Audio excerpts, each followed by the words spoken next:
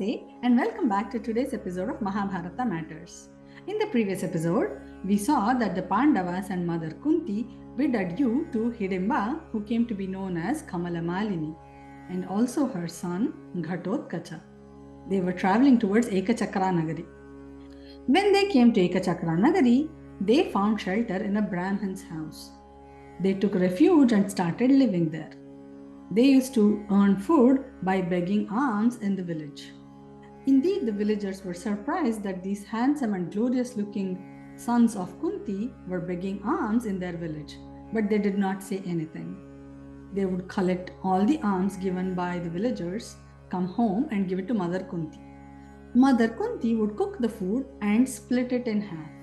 One half was given to all the four brothers, and the other half was given exclusively to Bhima. Of course, Bhima was hungry always. He was called Vrikodara. Vrika means a wolf. He had a belly that looked like a wolf, which was slender, but then he was hungry always. So he was aptly named as Vrikodara also. They continued living like this for a while in the Brahmin's house. One day, the four brothers had gone out to get some twigs for the fire. At the time, Bhima and Kunti were at home. They were talking amongst themselves, especially about how evil the Kauravas were. By then, they heard a sobbing noise. They went to check what's happening. The owner of the house where they were staying, the Brahmin and his wife, were in tears. Their children were sobbing too. They both asked what was the problem. The Brahmin explained to her that an Asura by name Baka lived in a cave by the mountains. He was causing havoc in the village. He was a man-eater and he kept coming to the village, and the villagers were tired of his surprise attacks. The villagers had come up with a compromise plan.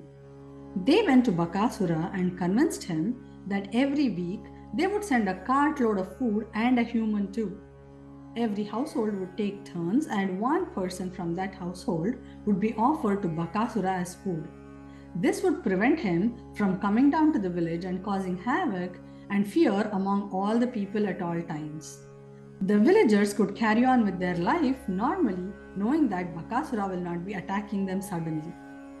With this agreement, Bakāsura had stayed in the mountains for many years now. Today, it was the turn of the Brahmin's family. The Brahmin was sad that if he goes, there will be nobody to fend for his family. If the mother goes, the children would be orphaned, and the children were too young. So they had decided that together all of them will go to Bakāsura and offer themselves.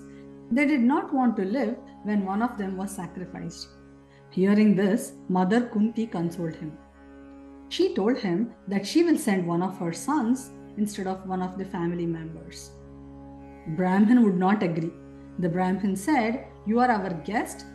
I cannot agree to send one of your sons who can get killed by Bakāsura." Kunti convinced him. She told the Brahmin that her son was very powerful, but the only caveat is if somebody comes to know of it, all his power will go away. She did not want the villagers to know that it was Bhima who went to meet Bakāsura. That's why she said that. After a lot of convincing, the Brahmin agreed.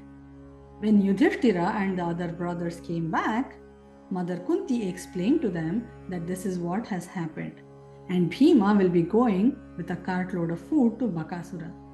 Bhima was ecstatic and elated.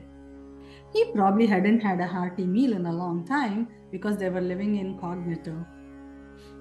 So he took the cart full of food and he started traveling towards the mountain.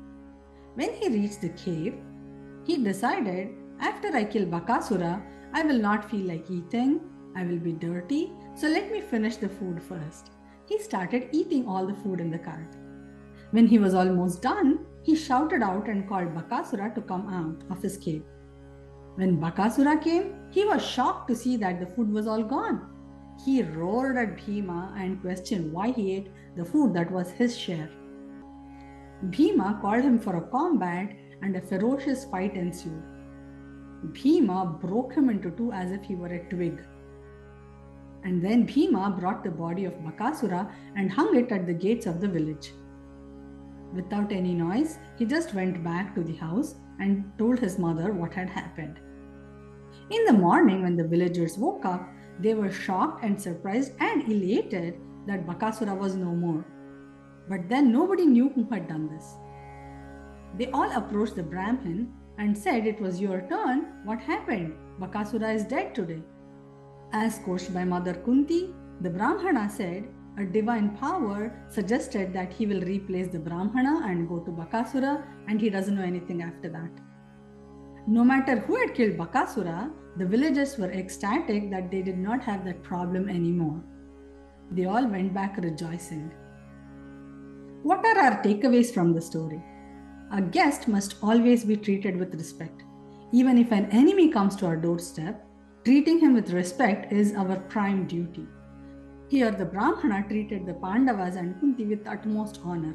Even when Kunti offered to send her son in his place, he would not agree. Also, sometimes when there is no easy solution, compromise is a better option.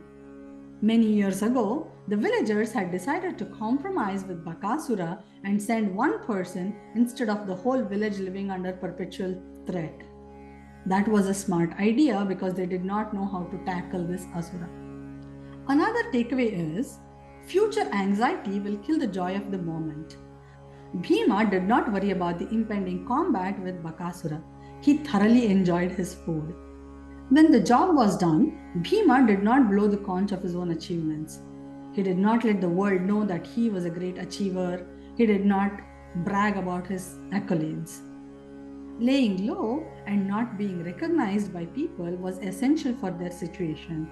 His work spoke for itself, and he walked away feeling happy that he had a hearty meal. With these thoughts, we come to the end of today's episode.